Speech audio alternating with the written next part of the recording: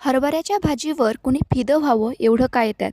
पण आपल्याला मेंटॉक्स जिंदगीची हवस आहे त्याला कोण काय करणार नाही का? ही भाजी वर्षातून 1 ते दीड महिना खायला भेटते, नाहीतर वर्षभर फक्त तिची चव आठवत बसावं लागतं.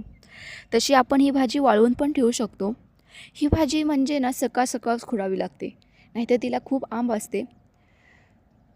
सकाळ सकाळ सकाळच ते आंब कमी असते, त्यामुळे ती सकाळ सकाळच खुडावी लागते.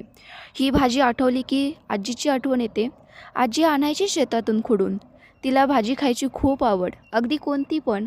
पण हरभऱ्याच्या भाजीवर विशेष प्रेम.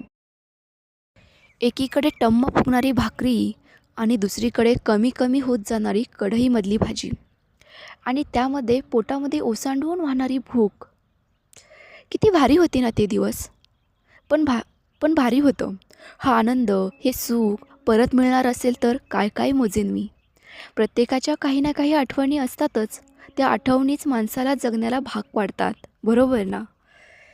पहिल्यांदाच केली होती भाजी, इतर वेळी मम्मी करते, पण जमेल का नाही याची मात्र खात्री नव्हती. म्हणजे कुठेतरी शंकाच होती, जमेल का नाही भाजी. भाजी अगदी साधीच केली. लसूण, मिरची आणि शेंगदाणे एवढंच घातलं.